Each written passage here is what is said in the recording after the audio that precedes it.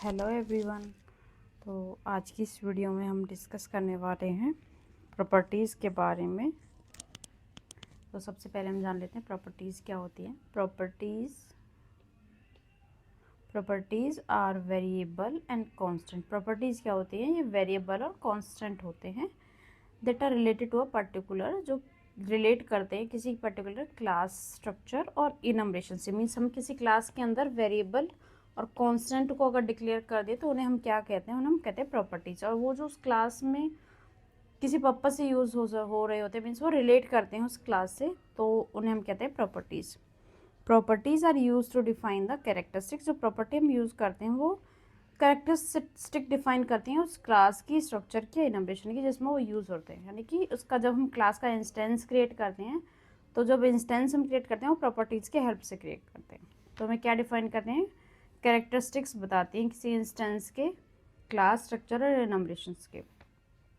Property के type कितने होते हैं? 2 टाइप के होते हैं ये, स्टोर्ड प्रॉपर्टी और कंप्यूटेड प्रॉपर्टी। स्टोर्ड प्रॉपर्टी क्या होती हैं? जो स्टोर करते हैं किसी कांस्टेंट और वेरिएबल के अंदर किसी वैल्यू को। डायरेक्टली कोई वेरिएबल के अंदर कोई वैल्यू स्टोर कराना, इसे हम कहते हैं स्टोर्ड प्रॉपर्टी।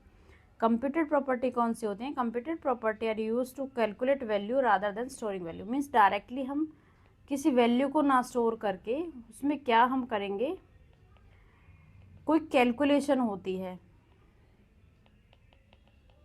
उस कैलकुलेशन के बेस पे कि, और ये जो कैलकुलेशन है ये इस पैरामीटर के बेस पर डिपेंड करती है कि इंटू 10 होगा। अगर रिजल्ट कोई प्रॉपर्टी है, पहले कहीं रिजल्ट है, उस रिजल्ट के इंटू में 10, यानी कि किसी दूसरी प्रॉपर्टी की वैल्यू पर वो डिपेंड करती है। मीन्स कुछ कैलकुलेशन उसमें ऐड होती है, तो उसे हम कहते हैं कंप्यूटेड प्रॉपर्टी, जिसमें कुछ कैलकुलेशन होती है। Computed property is use to calculate value rather than storing value. यहाँ पे हम वैल्यू स्टोर करते हैं और ये कंप्यूटेड प्रॉपर्टी किसी दूसरे के वैल्यू पर डिपेंड करती है और इसमें कैलकुलेशन होती है। Stored and computed property are associated with instance type. मतलब वो इंस्टेंस टाइप पर डिपेंड करती हैं, जिसे हम टाइप प्रॉपर्टीज भी कहते हैं। इंस्टेंस मीन्स कोई स्टैटिक टाइप हो या क्लास टाइप हो, इसे हम टाइप प्रॉपर्टीज होती है हमारी, स्टैटिक टाइप से डिक्लेयर करते हैं या फिर क्लास वेरिएबल से हम डिक्लेयर करते हैं। तो कोई भी हो सकती हैं, कंप्यूटेड भी प्रॉपर्टी हो सकती हैं और ये स्टोर्ड भी होती है। यानी कि टाइप प्रॉपर्टीज 2 तरीके की होती हैं, वो स्टोर्ड और कंप्यूटेड, दोनों तरीके की टाइप प्रॉपर्टीज होती हैं, जिसे हम स्टैटिक और क्लास वेरिएबल से डिक्लेयर करते हैं। स्टैटिक से और क्लास वेरिएबल से डिक्लेयर करते हैं। तो ये थे हमारी टाइप प्रॉपर्टीज़। अब आता है हमारे प्रॉपर्टीज़ के बारे में, स्टोर्ड और कंप्यूटेड। स्टोर प्रॉपर्टीज स्टोर करती है कांस्टेंट और डायरेक्टली किसी वैल्यू को स्टोर करती है किसी पर्टिकुलर टाइप की, यानी कि क्लास या स्ट्रक्चर के। यहाँ पे हमने एक स्ट्रक्चर किया, स्टोर प्रॉपर्टी क्या होता है हम वो बता रहे हैं। एक स्ट्रक्चर क्रिएट किया पर्सन, उसके अंदर हमने स्टोर प्रॉपर्टी में एक वैल्यू दी डिफ़ॉल्ट। तो ये नेम है जिसमें डिफ़ॉल्ट वैल्यू ली है हमने, एक एज है, डिफ़ॉल्ट वैल्यू 0 लिया। एक हमने लिया है टोटल, जिसमें डिफ़ॉल्ट वैल्यू नहीं प्रोवाइड की, जस्ट टाइप डिक्लेयर किया है। और इसकी जो डिफ़ॉल्ट जो वैल्यू है हम एज की कब प्रोवाइड करेंगे? स्टोर प्रॉपर्टी की विदाउट डिफ़ॉल्ट वैल्यू की, जब हम उसका इंस्टेंस क्रिएट करेंगे। तो हम पर्सन स्ट्रक्चर का इंस्टेंस क्रिएट कर रहे हैं, यहाँ पे एज हम 20 प्रोवाइड कर रहे हैं और टोटल भी क्या प्रोवाइड करें यहाँ पे 300। तो यहाँ पे इसकी वैल्यू क्या आएगी? 300। तो ये स्टोर्ड प्रॉपर्टी की डायरेक्टली हम वैल्यू पास कर रहे हैं। पर्सन की एज को हमने 40 दे दिया और ये टोटल एक लेट कांस्टेंट है, एज है हमारा वेरिएबल है, तो वेरिएबल की वैल्यू चेंज हो सकती है। अगर टोटल में हम करते हैं तो एक एरर होगी, बिकॉज ये एक लेट है, यानी कि कांस्टेंट, इसकी वैल्यू को हम चेंज नहीं कर सकते। उसके बाद आते हैं स्टोर्ड प्रॉपर्टी के अंदर लेजी स्टोर्ड प्रॉपर्टी।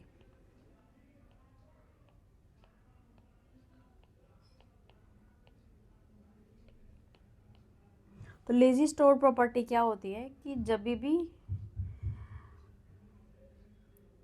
कोई ये भी किसी की दूसरी वैल्यू पर डिपेंड करती है। Lazy store property is a property whose initial value is not calculated until the first time it's use.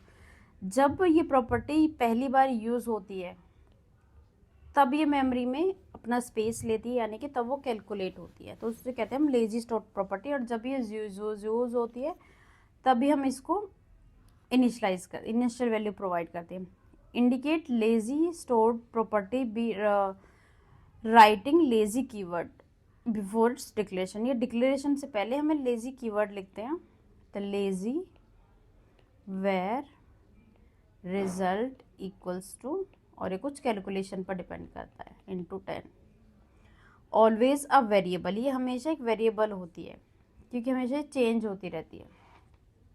Lazy property useful when initial value for property is depend on outside factor whose values are not,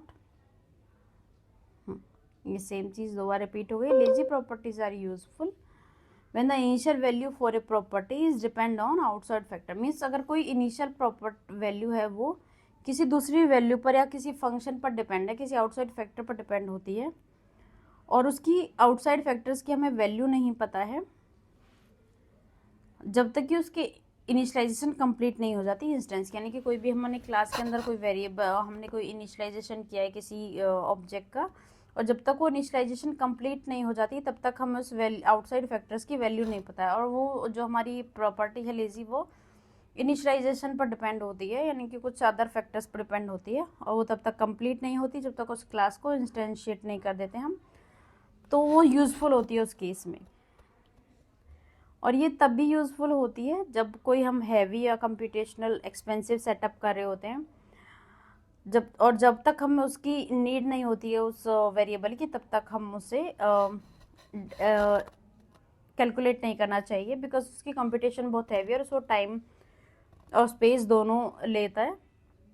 तो इसलिए हमें उस case में lazy को use करना चाहिए। जब हमें ज़रूरत है हमें तभी इनिशियलाइज करना चाहिए, और तभी वो मेमोरी में स्पेस ले जब उसकी हमें ज़रूरत है। Lazy stored property to avoid unnecessary initialisation of a complex class, की जब भी हम लेजी का यूज़ करते हैं क्योंकि कोई क्लास है और अगर वो कॉम्प्लेक्स है तो उसमें अगर उसमें नीड नहीं है हमें करंट टास्क में, तो हमें उसे इनिशियलाइज ही नहीं करना चाहिए जिससे कि कॉम्प्लेक्सिटी इंक्रीज ना हो। If it is accessed by multiple threads simultaneously and has not been initialized yet, there is no guarantee that property will be initialized once. अगर लेजी स्टोर्ड प्रॉपर्टीज़ का एक ड्रॉबैक होता है कि अगर वो एक से ज़्यादा थ्रेड उसे एक्सेस कर रहे हैं तो कोई गारंटी नहीं होती है कि वो एक ही बार इनिशियलाइज हुई है। तो हम लेजी स्टोर्ड प्रॉपर्टी को कैसे डिक्लेयर कर सकते हैं? हमेशा वेरिएबल ही हम डिक्लेयर करते हैं, ऐसे कॉन्स्टेंट नहीं हो सकते हैं lazy stored property. Data importer file name ये है जिसे हम एक्सेस करेंगे। द डाटा मैनेजर के अंदर इम्पोर्टर हमने लेजी क्रिएट कर लिया कि जब हमें यूज़ होगा तो भी हम इसे एक्सेस करेंगे। मैनेजर, डाटा मैनेजर, इसका हमने ऑब्जेक्ट बनाया, डाटा के अंदर हमने डाटा अपेंड कर दिया। अभी तक हमारा इनिशियलाइज नहीं हुआ, यानी कि इसने कोई स्पेस नहीं लिया मेमोरी में। फिर हमने प्रिंट कराया manager dot importer dot file name, उसका फाइल नेम इम्पोर्ट करा दिया। अब इसकी वैल्यू को इनिशियलाइज होगी क्योंकि अब ये यूज़ हुआ है। तो ये हमारी लेजी स्टोर प्रॉपर्टी होती है कि जब तक हम उसे एक्सेस नहीं करते वो मेमोरी में स्पेस नहीं लेता है। और जब हैवी कंप्यूटेशन हो उस केस में, और बहुत ज़्यादा स्पेस हमारा मेमोरी में लिया जा रहा हो बाय द प्रॉपर्टी, तो उस केस में हमें इसको यूज़ करना चाहिए। और बहुत ज़्यादा हमें ओवर यूज़ भी नहीं करना चाहिए लेजी प्रॉपर्टी का, और ये हमेशा वेरिएबल्स होते हैं। तो ये कुछ पॉइंट्स हैं इनके बारे में जो हमें ध्यान रखने चाहिए। अब आती है हमारी कंप्यूटेड प्रॉपर्टीज़ की। तो computed properties don't actually store value, ये क्या होते हैं? वैल्यू को स्टोर नहीं करते हैं। Instead they provide a getter and optional setter. Computed properties में क्या होता है, ये डायरेक्टली किसी वैल्यू को स्टोर नहीं करते हैं, वो क्या करवाते हैं, एक गेटर और एक सेटर प्रोवाइड करवाते हैं और उसके अंदर हम उसकी वैल्यू को कैलकुलेट करते हैं। तो सेटर होता है ये वैल्यू को सेट करता है प्रॉपर्टी की, और गेटर होता है वो वैल्यू को रिट्रीव करता है, यानी कि बाहर निकालता है, अपने पास गेट करता है।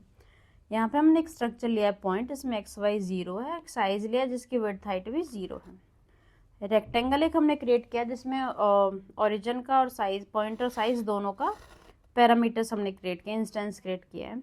सेंटर एक कंप्यूटेड प्रॉपर्टी है ये पॉइंट टाइप की, जिसके अंदर हमने गेटर और सेटर लिया है। तो गेटर और सेटर को हम दो तरीके से यूज़ कर सकते हैं। यहाँ पे हमने एक सेंटर एक्स लिया है जो ओरिजिन टाइप का है, यानी कि पॉइंट्स टाइप का है, उसकी हाइट और विड्थ दी है हमने। सेंटर एक्स और सेंटर वाई हैं, और जो रिटर्न करा रहे हैं point of centre X and centre Y. यहाँ पे सेटर में क्या होता है, सेटर में एक कोई नई वैल्यू हम सेट करते हैं, तो यहाँ न्यू सेंटर हमने कोई लोकल वेरिएबल लिया है और यहाँ से x और y की वैल्यू को सेट कर दिया है। तो कोई भी वैल्यू आएगी तो हम गेटर में गेट करेंगे, सेटर से हम सेट करेंगे, तो इसे कहते हैं हम कंप्यूटेड प्रॉपर्टीज़। दूसरा अब यहाँ पे हमने रेक्टेंगल क्रिएट किया है और उसमें पॉइंट्स पास कर दिया और यहाँ पे साइज पास कर दिया है। फिर एक इनिशियल स्क्वायर सेंटर किया है जिसमें हमने स्क्वायर डॉट सेंटर, तो स्क्वायर हमने ऑलरेडी क्रिएट किया है, उसका सेंटर पॉइंट हम निकालेंगे, यहाँ से प्रॉपर्टी हम निकालेंगे, उसके बाद उसको एक नया सेंटर पॉइंट दे देंगे डायरेक्टली, और यहाँ पे उसको हमने प्रिंट करा दिया। अब हमें कि शॉर्ट हैंड मेथड होता है इसको गेटर और सेटर लिखने का। गेटर में हम क्या करते हैं, डायरेक्टली रिटर्न कीवर्ड को ओमिट करके हम डायरेक्टली पॉइंट का वेरिएबल क्रिएट कर देंगे। मीन्स इंस्टेड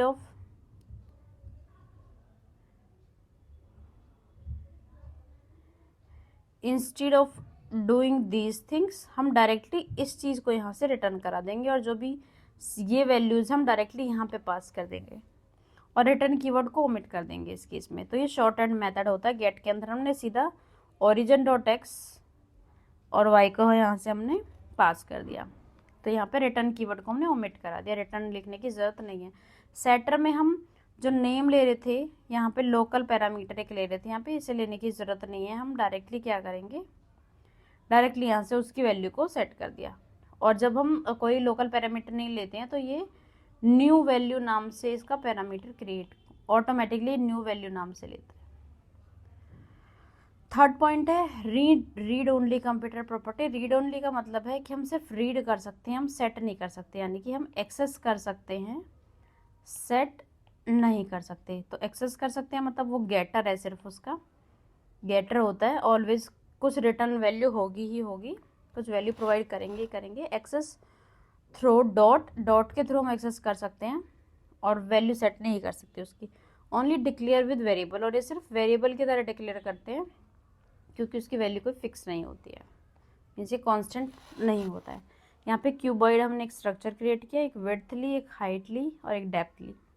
एक वॉल्यूम हमने क्या किया, एक वॉल्यूम कंप्यूटेड प्रॉपर्टी डिक्लेयर किया डबल के नाम से, width into height into depth. तो ये हमने यहाँ से सीधा रिटर्न करा दिया। और ये क्या कहता है, हमेशा कुछ ना कुछ रिटर्न कराएगा, तो उसने रिटर्न कराई ये तीनों। ये कंप्यूटेड प्रॉपर्टी है रीड ओनली, और यहाँ से हमने वैल्यू पास कर दी और उसको एक्सेस कर दिया बाय द डॉट पैरामीटर। अब आता है प्रॉपर्टी ऑब्जर्वर्स। ऑब्जर्वर्स क्या होते हैं, वो कोई चेंज, कोई प्रॉपर्टी में कोई चेंज आता है उसे ऑब्जर्व करते हैं और उसको रिस्पॉन्ड भी करते हैं। Property observer called every time a property value is set. जब भी कोई वैल्यू सेट होती है तो हमेशा कॉल होते हैं। Even if new value save, अगर हमने वैल्यू अभी ए की वैल्यू 10 है और हमने फिर से उसमें 10 पास कर दिया है, तभी भी वो कॉल होता है, भले ही वैल्यू सेम भी हो उस इवेंट की। You can add property observe in the following places. अब हम कहाँ कहाँ ऑब्जर्वर को ऐड कर सकते हैं। Store property that you define, जो हमने स्टोर प्रॉपर्टी डिफाइन किया उसमें यूज़ कर सकते हैं। जो स्टोर प्रॉपर्टी हमने इनहेरिट की है दूसरी क्लास से बेस सब क्लास के अंदर, वहाँ पे भी हम यूज़ कर सकते हैं ऑब्जर्वर को। कंप्यूटेड प्रॉपर्टी भी जो हमने इनहेरिट की उनमें भी ऑब्जर्वर को हम सब क्लास में इनहेरिट करते हैं, वहाँ पे यूज़ कर सकते हैं ऑब्जर्वर्स को। Computed property use setter to change and respond value. जो कंप्यूटेड प्रॉपर्टी होती है सेटर यूज़ करते हैं, चेंज और रिस्पॉन्ड करती है वैल्यू को।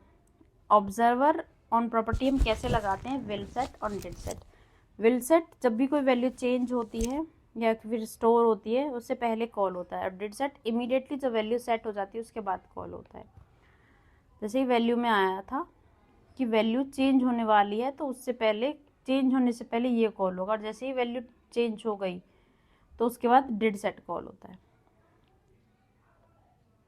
तो यहाँ हमने टोटल स्टेप्स लिया, उसमें विल सेट में न्यू स्टेप्स आए, डिड सेट में ओल्ड वैल्यू ली, ये डिफ़ॉल्ट वैल्यू होती है ओल्ड कि पहले क्या थी, और अभी टोटल स्टेप्स में हमारा न्यू है तो उसकी पुरानी वैल्यू क्या होगी। यहाँ से हमने वैल्यू पास कर दी और वो यहाँ से जो इनिशियलाइजेशन है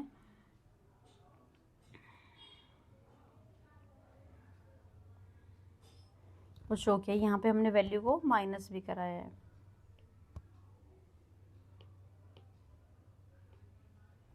तो इससे कैलकुलेशन हुई है कि फर्स्ट टाइम में 200 और उसने बताया था कि अगर सेम वैल्यू भी होती है पास तो उसको भी यूज़ करता है। जब यहाँ से 0 आया तो विल सेट टू टोटल, तो यहाँ पे 200 है, उसने 200 को प्रिंट किया।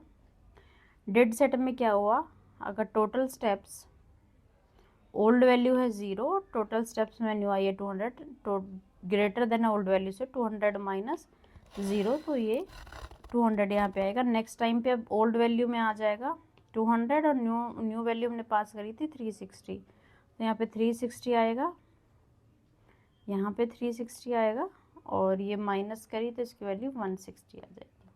ये 160 हो गया। तो ये तो होते हैं प्रॉपर्टी ऑब्जर्वर की, जो चेंज ऑब्जर्व करते हैं वैल्यूज़ में। अब आती बारी प्रॉपर्टी रैपर्स की। प्रॉपर्टी रैपर्स क्या करते हैं, एक लेयर होती है जो हम ऐड करते हैं, मीन्स कोई प्रॉपर्टी कैसे स्टोर कर रही है वैल्यू को, यानी कि वो कैलकुलेशन कैसे हो रहा है उसको, और उसके यूज़ को डिफ्रेंशिएट करते हैं। कि यहाँ पे जैसे मान लीजिए मैंने कोई हाइट ली है और उसकी हाइट की कैलकुलेशन हम यहाँ पे करें, बट ये हाइट वैल्यू को स्टोर कैसे करा रही है, तो हम प्रॉपर्टी रैपर के थ्रू अलग से स्टोर करा सकते हैं। adds a layer of separation between code that manage how a property is stored, code that manage how a property is stored, and code that define a property.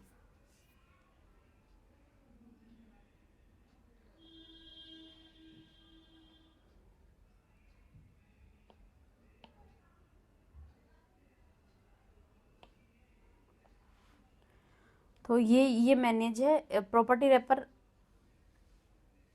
वो portion है कि जिसमें हमें वो प्रॉपर्टी कैसे वर्क करेगी, कैसे store होगी या कैसे मैनेज होगी, वो हम डिफाइन करते हैं।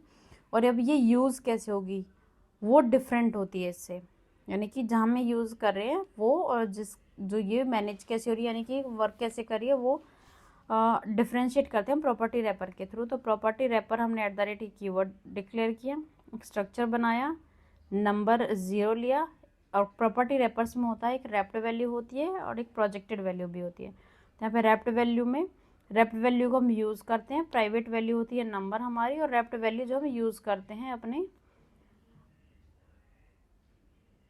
यूज़ केस में। तो यहाँ से हमने नंबर रिटर्न किया, यहाँ पे हमने सेटर में मिनिमम वैल्यू होनी चाहिए 12 के, और या फिर लेसर देन होना चाहिए। अब इसको अप्लाई कैसे करते हैं, स्ट्रक्चर में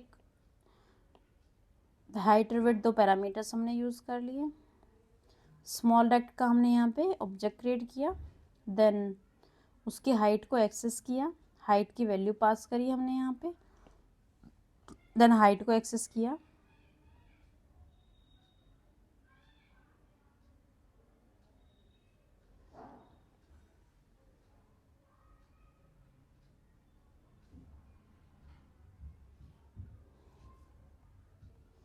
और यहाँ पे 10 कैसे आया, हमारा 10 और 12 का मिनिमम, तो हमारा 10 आएगा। अब यहाँ पे मैंने 24 किया, तो यहाँ पे 24 और 12 में से मिनिमम जो होगा यहाँ पे हमारी हाइट आएगी 12, कि जो भी मिनिमम वैल्यू हो वो हमें पास करनी है।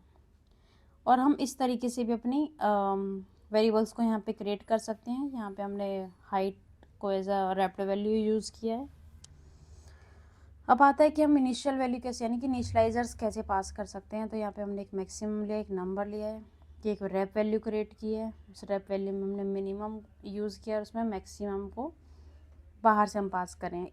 डिफ़ॉल्ट इनिशियलाइजर्स में हमने 12th और नंबर में 0 पास किया है, क्योंकि या तो 12 से कम होनी चाहिए, तो नंबर है जो हम बाहर से पास करेंगे। यहाँ पे रैप्ड वैल्यू में हमारा नंबर आया, तो नंबर के अंदर मिनिमम ऑफ रैप्ड वैल्यू यानी कि जो हमने पास किया, और मैक्सिमम हमने ऑलरेडी 12 दिया हुआ है।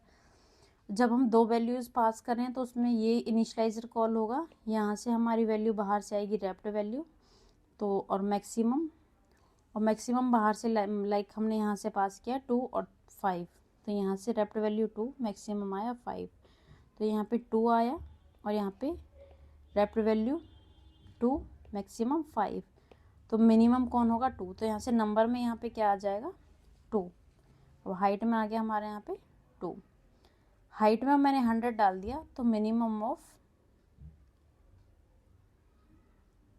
112, तो यहाँ पे क्या आ जाएगा 12, सॉरी यहाँ से हमने 5 पास किया, 5 पास किया था तो अभी वहाँ मैक्सिमम 5 था, 100 पास किया तो दोनों का मिनिमम क्या आ जाएगा 5।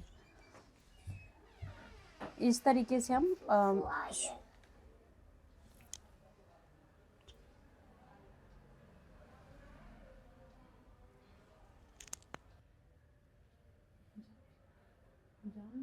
कर ले जाओ, कर ले, अंदर बोलने की क्या जरूरत है।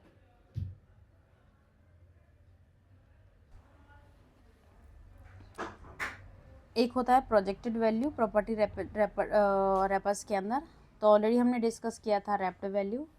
ये हमारा डॉलर साइन के साथ बिगिन होता है। Property wrapper can explore additional functionality by defining the projected value. तो हम प्रोजेक्टेड वैल्यू को डिफाइन कर सकते हैं और हमें डिक्लेयर करने की ज़रूरत नहीं होती है, हम सीधा डॉलर से एक्सेस कर सकते हैं। यहाँ पर हमने एक प्रॉपर्टी रैपर डिक्लेयर किया जिसके अंदर हमने प्रोजेक्टेड वैल्यू भी सेट की है, ट्रू या फॉल्स। और जब हम इसे एक्सेस करेंगे सम नंबर, यहाँ पे सम नंबर और डॉलर से उसे एक्सेस करेंगे और यहाँ पे आके वैल्यू फॉल्स, और यहाँ पे हमने प्रोजेक्टेड वैल्यू को डिक्लेयर किया है। यहाँ पे प्रोजेक्टेड वैल्यू को ट्रू और फॉल्स, अगर 12 से ग्रेटर है तो ट्रू, अदरवाइज फॉल्स। और इनिशियलाइजर्स के अंदर भी हमने प्रोजेक्टेड वैल्यू को सेट किया है। अब है ये सम नंबर, और सम का हमने एक ऑब्जेक्ट क्रिएट किया है इस क्लास का। यहाँ पे हम अपना प्रॉपर्टी रैपर को यूज़ कर रहे हैं। यहाँ पे हमने सम नंबर, जो ये सम नंबर है इसकी वैल्यू प्रोवाइड की है 4। देन हमने यहाँ पे प्रिंट किया है अपने डॉलर सिग्नेचर के साथ,